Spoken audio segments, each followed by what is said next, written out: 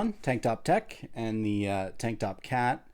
Today I'm looking at a Game Boy Advanced. It's really grody, and we're going to be seeing if there's any underlying issues that are inside of it, and if there are, then I'm going to fix those up as well and put it into a brand new case. This is a Game Boy that I recently got from Japan, and it is really not in a good looking shape here. I really should be wearing gloves, but it's just covered in like nasty and really not good. It does turn on. It does play games, both Game Boy Advanced and Game Boy Color. So that's a really good sign. The only thing that's really wrong with it is how it looks. And we're going to change that, and we're going to give it a nice little upgrade.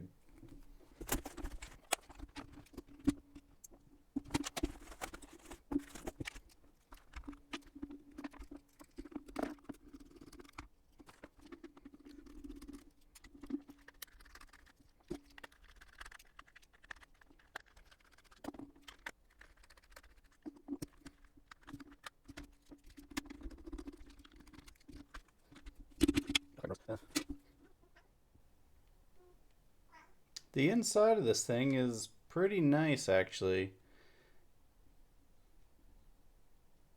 Just the outside that was a real problem. I'll probably give this speaker port headphone jack a little clean. And this switch definitely, it'll just get another little clean as well. Oh, that's the money. I'm just gonna leave those in there. And I'm gonna move on.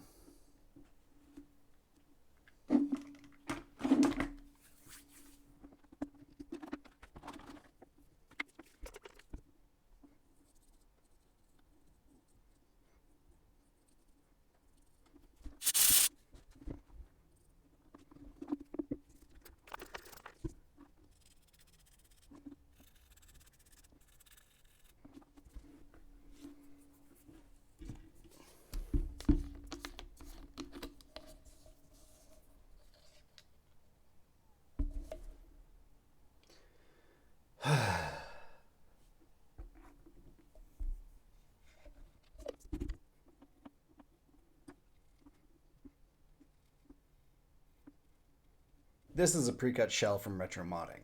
And the reason we have a pre-cut shell from Retro Modding is because of this.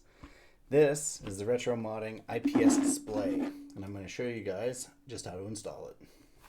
They give you pretty much everything you need to install this thing, especially if you buy the pre-cut shell, because the pre-cut shell, there is some risers and stuff on the original shell that is all raised up, and it gets in the way of this new display.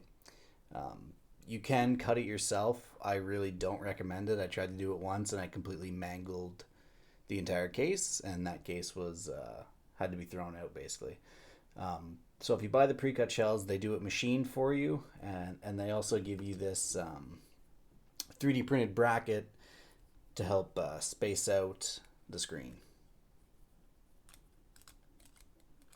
wherever it goes. Like right there. Yeah. Two things I want to do before I fully install this into the screen, into the case. I want to make sure that it actually works. And the other thing I forget.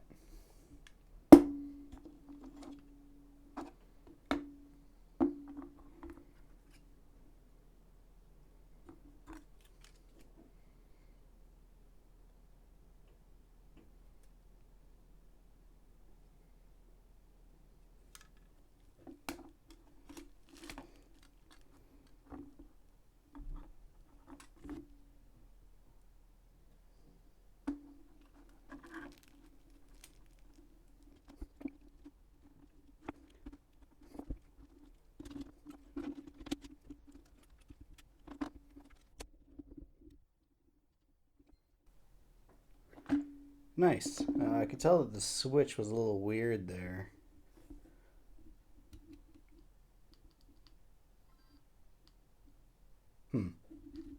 Take a look at that a bit more here.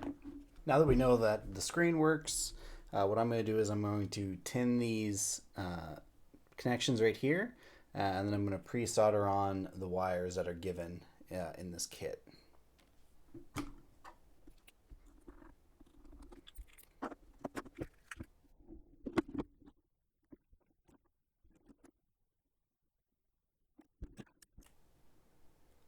Not my beautiful cutting pad. It's a sign I should have removed it.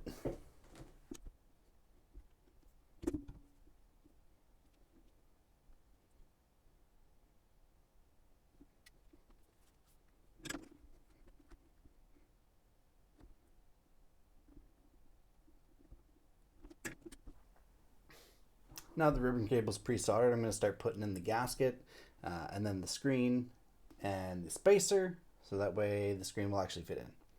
On the newer kits, the gaskets come with these little indents here on the left side.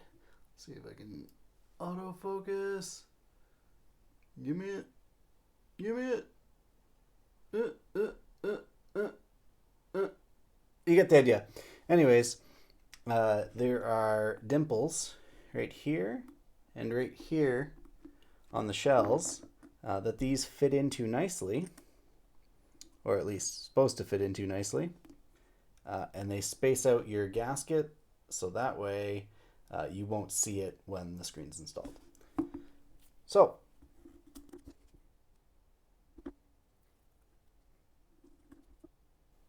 there we go. So it doesn't necessarily have to be perfect. You just have to make sure that it's not interfering with this space right here.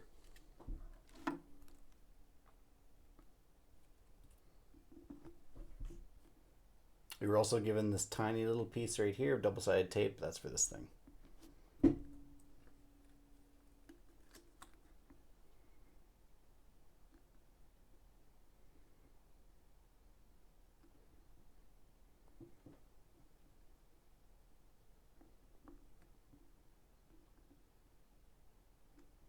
Goddamn Lego connectors. Hate them. Hate them.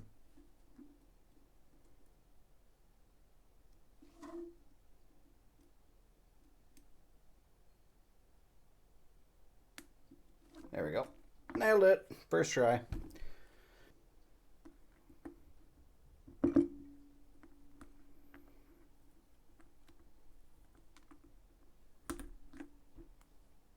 Well, it's actually garbage, so I'm not going to use it. Instead, I'm going to use my own stuff here.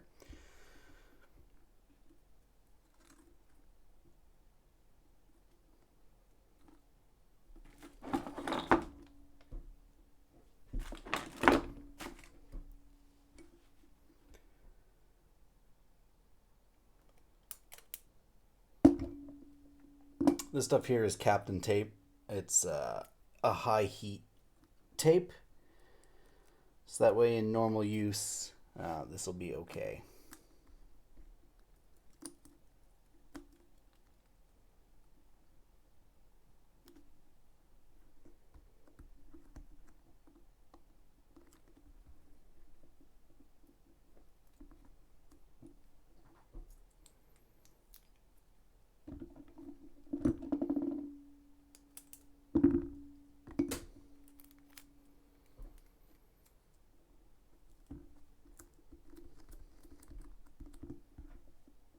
I am going to put more of that on later. This is just to hold it in place for now.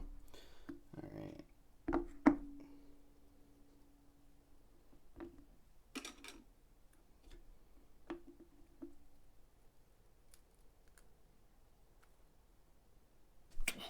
Oh, sick, bro.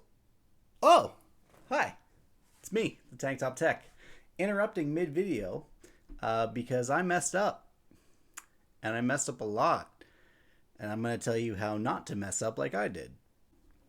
So the first mistake I made was this. So all I'm doing here is I'm exposing a little bit of the adhesive here. So that way, if anything ever happens to this screen or happens to this Game Boy, I'll actually be able to get this thing out again. And that was a mistake because then this happened.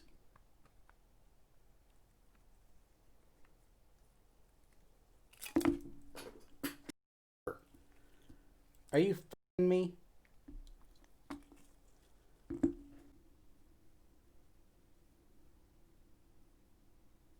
I think after that I spent the next 35 minutes, maybe 40, trying to get this screen and bracket in the proper place.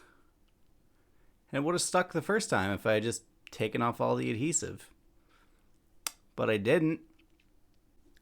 The next thing I messed up, I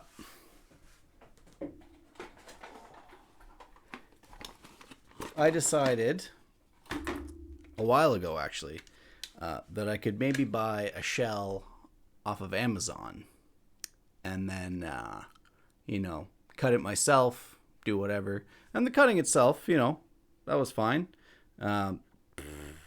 But I could not get this thing to close. I tried to do something else with another Game Boy earlier.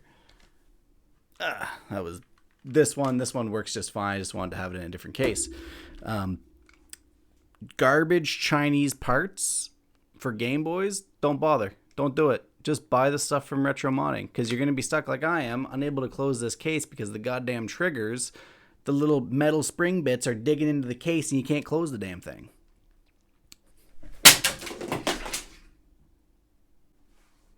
Now I'm going to skip to the part where everything is put back together and works just fine. Okay, so after much yelling, taking it apart, putting it back together again, yelling some more, and then salvaging parts from the other bits, it works. Let me show you.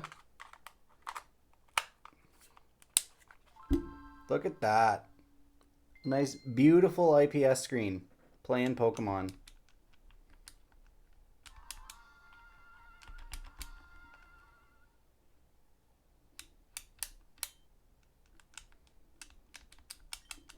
Uh-oh.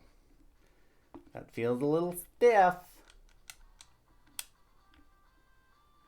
But it works. I can lower my brightness, raise my brightness. Just as the world intended. Ugh.